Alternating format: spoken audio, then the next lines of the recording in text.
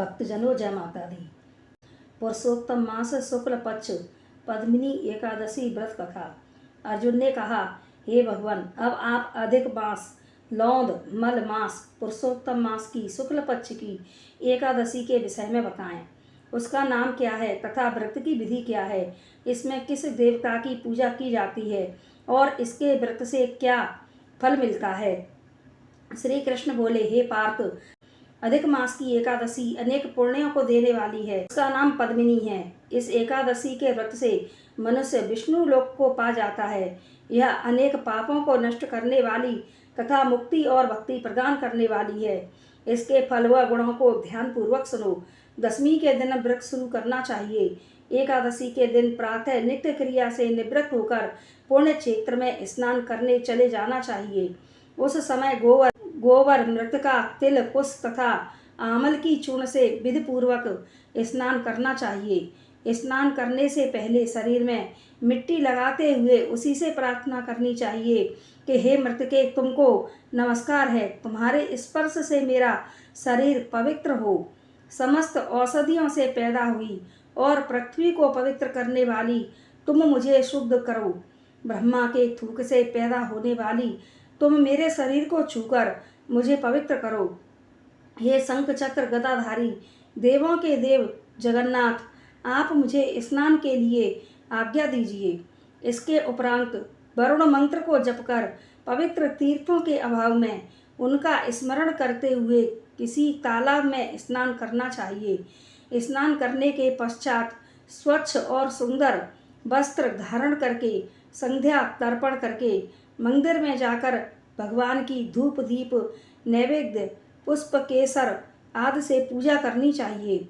उसके उपरांत भगवान के सम्मुख नृत्य गान आदि करें।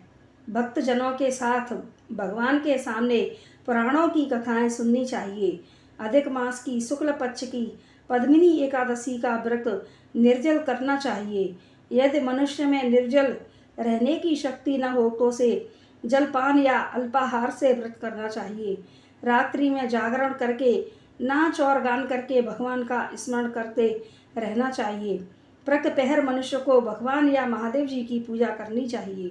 पहले पहर में भगवान को नारियल, दूसरे में बिल्व फल, तीसरे में सीताफल और चौथे में सुपारी नारंगी अर्पण करना चाहिए। इससे पहले पहर में अग्नि होम का, दूसरे में वाजपेय यज्ञ का तथा तीसरे में अश्वमेध यज्ञ का और चौथे में राजसूय यज्ञ का फल मिलता है। इस व्रत से बढ़कर संसार में कोई यज्ञ तप दान या पुण्य नहीं है। एकादशी का व्रत करने वाले मनुष्य को समस्त तीर्थों और यज्ञों का फल मिल जाता है।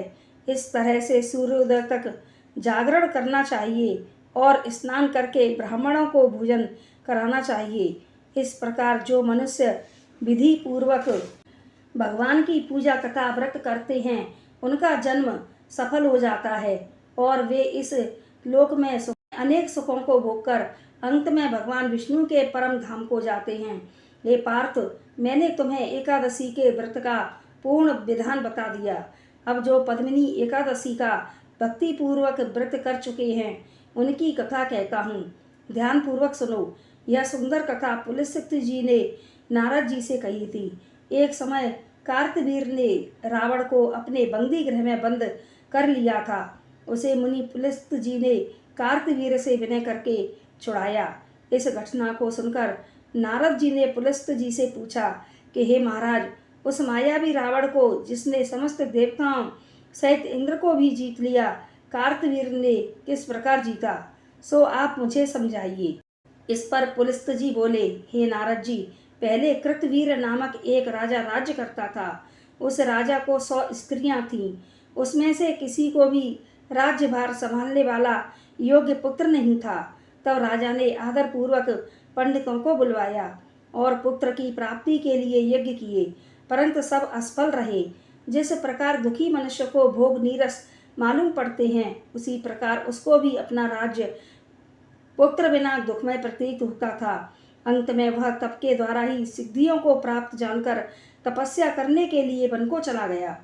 उसकी स्त्री भी हरिश्चंद्र की पुत्री प्रमदा वस्त्र अलंकारों को त्याग कर अपने पति के साथ गंधमादन पर्वत पर चली गई। उस स्थान पर इन लोगों ने 10,000 वर्ष तक तपस्या की, परंतु सिद्धि प्राप्त न हो सकी। राजा के शरीर में केवल हड्डियां रह गईं। यह देखकर प्रमदा ने विनय सहित महाशक्ति अनसुईया जी से पूछा, मेरे पति देव को तपस्या करते हुए 10,000 वर्ष बीत गए, परंतु अभी तक भगवान प्रसन्न नहीं हुए, जिससे मुझे पुत्र प्राप्त हो, इसका क्या कारण है? इस पर अनसुईया जी बोली कि अधिक लौंदमल मास में जो कि 36 महीने के बाद आता है, उसमें जो एकादशी होती है, इसमें शुक्ल पक्ष की एकादशी का नाम पद्मिनी है और कृष्ण पक्ष की एकादशी का नाम परमा है। उसके व्रत और जागरण करने से भगवान तुम्हें अवश्य ही पुत्र देंगे। इसके पश्चात अनसुईया जी ने व्रत की विधि बतलाई। रानी ने अनसुईया की बतलाई विधि के अनुसार एकादशी का व्रत और रात्रि में जागरण किया। इससे भगवान विष्णु उस पर बहुत प्रसन्न हुए और वरदान मांगने के लिए कहा। रानी ने कहा, आप यह वरदान मेरे पति को दीजिए। प्रमदा का वचन सुनकर भगवान विष्णु बोले, हे प्रमदे, मल मास लौंद मास मुझे बहुत प्रिय है, उसमें भी एकादशी तिथि मुझे सबसे अधिक प्रिय है।